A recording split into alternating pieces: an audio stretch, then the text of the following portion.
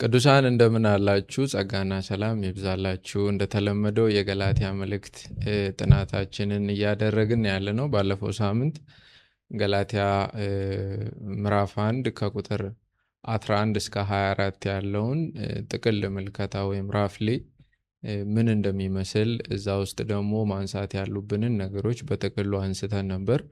ዛሬ ደግሞ ትንሽ ጠለቅ ብለን ክፍሉን ከፋፍለን ለመመልከት እና በውስጡም የገላትያ መልእክት ያዘለውን ቁም ነገር ለማግኘት እንሞክራለን። የገላትያ መልእክት ምዕራፍ 1 ከቁጥር 11 እስከ 24 ያለውን እንደው ርዕስ እንስጠው ብንል ሰዎችን የሚለውጠው ጸጋም ሆነ ሰዎች በጸጋው ሰምተው የሚመጡበት ወንጌል ምንጩ እግዚአብሔር ነው የሚል ርዕስ ልንሰጠው እንችላለን። የክፍሉ ዋና ጭብጥ እውነተኛውና የሚያድነው ወንጌል ምንጭ የሰው ጥበብ፣ ባህል ወይም ሌላ ምድራዊ ኃይል አይደለም የሚል ይሆናል። እውነተኛውና የሚያድነው ወንጌል ምንጭ እግዚአብሔር ሲሆን የሚለውጠውም እግዚአብሔር አስቀድሞ ያወቃቸውን የመረጣቸውና የሚጠራቸውን ነው። የእግዚአብሔር ወንጌል ሁሉንም ሰው ሊለውጥ ወይም ደግሞ በምድር በስጋ የተወለደውን ሰው ሁሉ ሊያድን አይደለም የሚለውጠው። እግዚአብሔር የመረጣቸውን አስቀድሞ ያወቃቸውን የወደዳቸውን እንደገና ደግሞ በሉዓላዊ ጥሪው የሚጠራቸውን ነው። ይሄንን ጭብጥ ይዘን የገላትያን መልእክት መመልከት እንችላለን። እንደ ሁለት ማዕከላዊ የሆኑ ሀሳቦችን ደግሞ መመልከት እንችላለን። አንደኛው የጤናማው ወንጌል ምንጭ እግዚአብሔር ስለሆነ ይህ ወንጌል መለኮታዊ ስልጣን አለው። ምንጩ እግዚአብሔር ከሆነ ቃሉ የእግዚአብሔር ከሆነ ወንጌል መለኮታዊ ስልጣን አለው የሚል ሲሆን፣ ሁለተኛው ድነት በጸጋ ብቻ ስለሆነ በድነት ጉዳይ ክብር የሚገባው እግዚአብሔር ብቻ ነው የሚል እነዚህ ሁለቱን ሀሳቦች እንደ ማዕከላዊ እውነት ይዘን በዚህ በተለይ ከገላትያ ምዕራፍ 1 ከቁጥር 11 እስከ 24 ያለውን ማጥናት እንችላለን። ለጥናት እንዲመቸን ክፍሉን ቢያንስ 6 ቦታ መከፋፈል እንችላለን። እናንተ በፈለጋችሁት መንገድ ክፍሉን ከፋፍላችሁ ማጥናት ትችላላችሁ።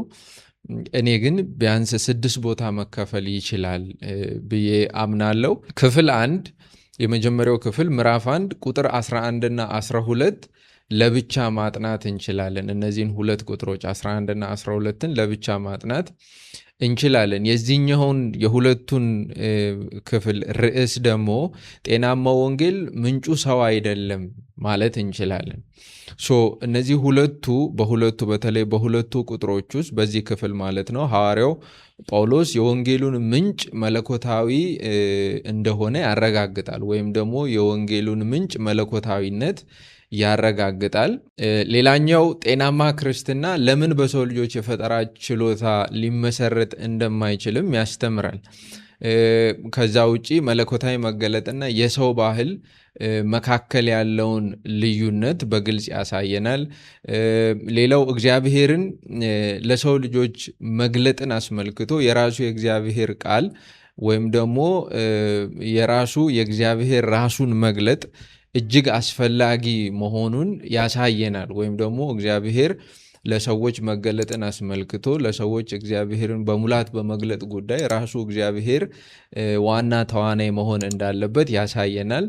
ሌላኛው ምናልባት በእነዚህ ሁለት ቁጥሮች ውስጥ ኢየሱስ ክርስቶስ የእግዚአብሔር የመጨረሻ መገለጥ መሆኑንም ያሳየላል። ይሄ ምዕራፍ 1 ከቁጥር 11 እና 12 ሲሆን፣ ሁለተኛው ክፍል ቁጥር 13 እና 14ን ደግሞ ለብቻ ማጥናት እንችላለን።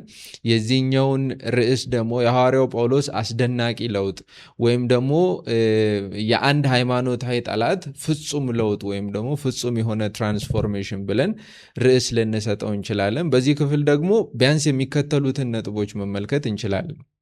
በቀደመ ሕይወቱ ሐዋርያው ጳውሎስ በይሁዲነት ወይም ጁዳይዝም ውስጥ የነበረው ሕይወት ምን እንደሚመስል፣ ሐዋርያው ጳውሎስ ቤተ ክርስቲያንን ስለማሳደዱ፣ እውነትን መሰረት ያላደረገ ሃይማኖታዊ ቅናት ያለውን አደጋ፣ የሰው ጽድቅና የእግዚአብሔር ጽድቅ መካከል ያለውን ልዩነት፣ እንዲሁም ይሄ ሰልፍ ራይቸስነስ ወይም ደግሞ የግል ጽድቅ ምን ያክል ጨለምተኛ እንደሆነ በእነዚህ ሁለት ቁጥሮች ደግሞ መመልከት እንችላለን።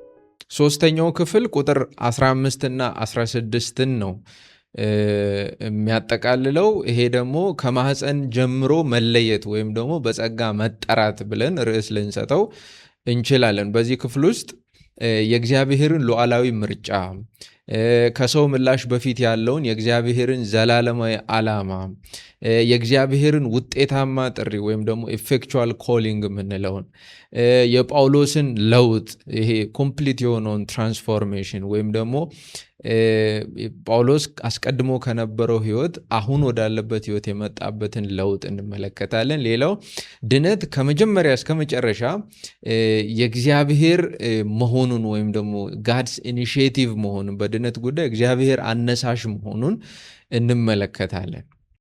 አራተኛው ክፍል ምናልባት ቁጥር 17 ብቻ ለብቻው መመልከት እንችላለን። ይህንን ርዕስ እንስጠው ብንል ከሰው ልጅ ማረጋገጫ በፊት ያለው የእግዚአብሔር ስራ ብለን ርዕስ ልንሰጠው እንችላለን። በዚህ ክፍል ውስጥ ደግሞ ጳውሎስ ከለውጡ በኋላ ወዲያው ለምን ወደ ሰዎች እንዳልሄደ ወይም ወደ ስጋ ለባሾች እንዳልሄደ፣ የመለኮታዊ መገለጥ በቂነትን፣ ሌሎችን ከማስተማር በፊት ከክርስቶስ የመማርን መጽሐፍ ቅዱሳዊ እውነት፣ በመንፈሳዊ ህይወት ውስጥ የመንፈሳዊ ዝግጅት ዋናነትን እንመለከታለን።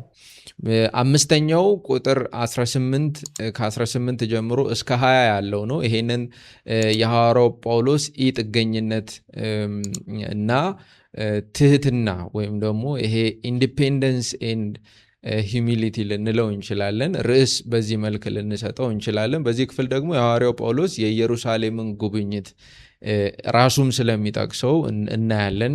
ሐዋርያዊ አንድነት የአፖስቶሊክ ዩኒቲ የሚለውን በዚህ ውስጥ እናያለን። እውነት በሰው ልጆች ታዋቂነት ላይ ጥገኛ አለመሆኗንም እንመለከታለን። የመጨረሻው ክፍል ወይም ስድስተኛው ክፍል ከቁጥር 21 እስከ 24 ያለው ነው። በዚህ ውስጥ ደግሞ እንደ ርዕስ ቤተ ክርስቲያን በእግዚአብሔር ጸጋ ምክንያት እግዚአብሔርን ታከብራለች የሚል ርዕስ ልንሰጠው እንችላለን። በዚህ ክፍል ውስጥ ከለውጡ በኋላ የነበሩ የሐዋርያው ጳውሎስ ድብቅ ዓመታትን፣ በሐዋርያው ጳውሎስ የአገልግሎት ዝግጅት ውስጥ የእግዚአብሔርን መግቦት ይህም ፕሮቫይደንስ፣ እንደገና በእርግጥም በወንጌል የተለወጠች ነፍስ እውነተኛ ምስክርነትን እንመለከታለን። የድነት ዋና ዓላማ ምን እንደሆነም በዚህ ውስጥ እንመለከታለን። እርሱም የእግዚአብሔር ክብር ነው። እንደዚህ ባለ ሁኔታ ገላትያ ምዕራፍ 1 ከቁጥር 11 እስከ 24 ያለውን ቢያንስ 6 ቦታ ከፋፍለን ማጥናት እንችላለን።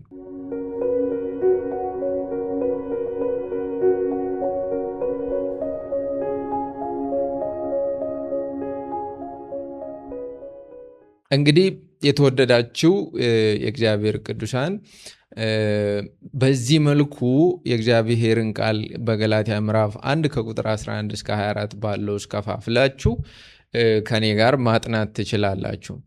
ሁላችንም እንደምናውቀው ሁሉም መልእክት የራሱ የሆነ ምንጭ አለው።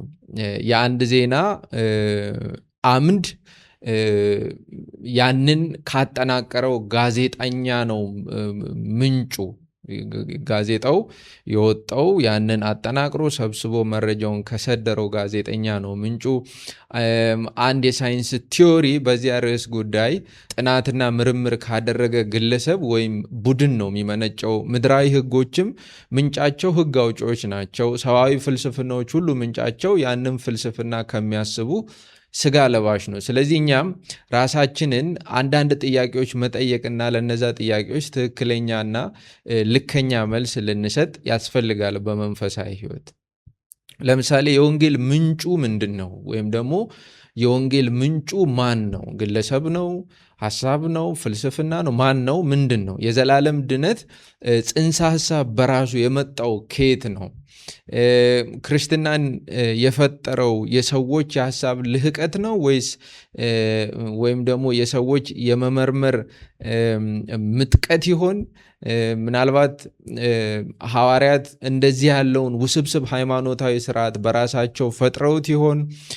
ምናልባት የጥንቷ ቤተ ክርስቲያን በጉባኤዋ ጠቃሚ ያለቻቸውን ወይም ጠቃሚ ነው ብላ ያሰበቻቸውን ስነ ምግባራዊ ፍልስፍናዎች ሃይማኖት አርጋ ሰታን ይሁን? እንደዚህ ያሉ ጥያቄዎችን መጠየቅና ለእነዚህ ደግሞ ትክክለኛ ምላሽ መስጠት ምንም ከመንፈሳዊነት ጋር የሚጋጭ አይደለም።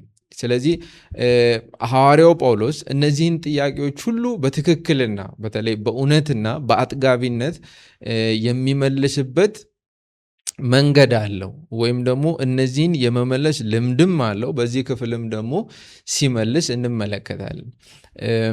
ለምሳሌ ቁጥር 11 ወንድሞች ሆይ የሰበኩላችሁ ወንጌል ሰው ሰራሽ አለመሆኑን እንድታውቁ እፈልጋለሁ ይላል። ከዚህ ክፍል እንደምንረዳው የሐዋርያው ጳውሎስ መልእክት ወይም ደግሞ የእግዚአብሔር ወንጌል በሰው ልጆች አእምሮ ውስጥ የጀመረ አይደለም ማለት ነው። ጳውሎስ በዚች በአንድ ቁጥር ውስጥ ክሌም እያደረገ ያለው እኔ የምሰብክላችሁ ወንጌል አትሊስት በሰው ልጆች አእምሮ ውስጥ ተጸንሶ የተወለደ ምድራዊ ፍልስፍና አይደለም እያለ ነው። ሐዋርያው ጳውሎስ የሰበከው ወንጌል የጀመረው በእግዚአብሔር ልብ ውስጥ ነው። እግዚአብሔር ነው የሐዋርያው ጳውሎስ ወንጌል ሰጪም ምንጭም።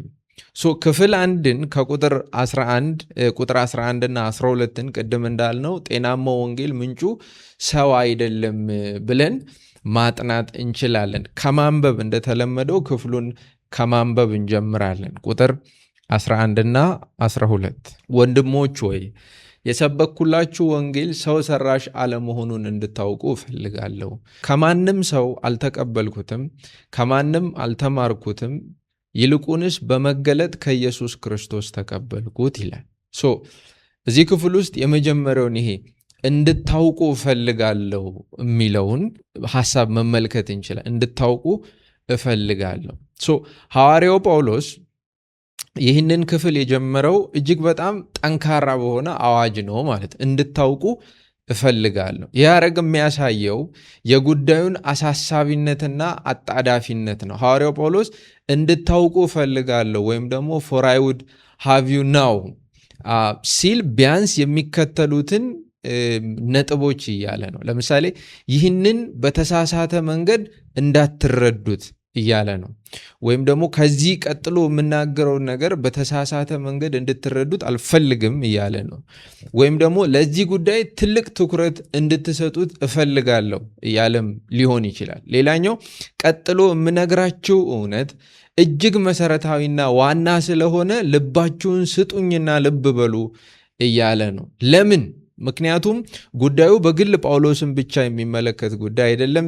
ጉዳዩ በቀጥታ ከወንጌል ስልጣን ጋር የተያዘ ነው። ስለዚህ እንድታውቁ እፈልጋለሁ፣ ይህንን ጉዳይ ከልባችሁ ላይ እንድታስሩት እፈልጋለሁ ይላል። የወንጌሉን ምንጭ በዚህ ልክ ትልቅ ትኩረት ሰጥቶ መናገርና መግለጥ ግን ለምን አስፈለገ ብለን ደግሞ መጠየቅ አለብን። እነሱስ እንዲያውቁ ወይም ደግሞ እነሱ እንዲረዱ በዚህ ልክ ሐዋርያዊ ኤግዞርቴሽን በተሞላ ቃል እንድታውቁ እፈልጋለሁ ብሎ ኃይለ ቃል የተጠቀሙ ለምንድን ነው ብለን መጠየቅ እንችላለን። ምክንያቱ ግን በጣም ውስብስብ አይደለም። ምክንያቱም የአንድ ነገር ምንጭ የዚያን ነገር ስልጣን ልክና መጠን ይወስናል። ስለዚህ ምንጩን ማወቁ ወይም ደግሞ ምንጩን እንዲረዱ መፈለጉ አመክኗዊም ነው፣ ተፈጥሯዊም ነው።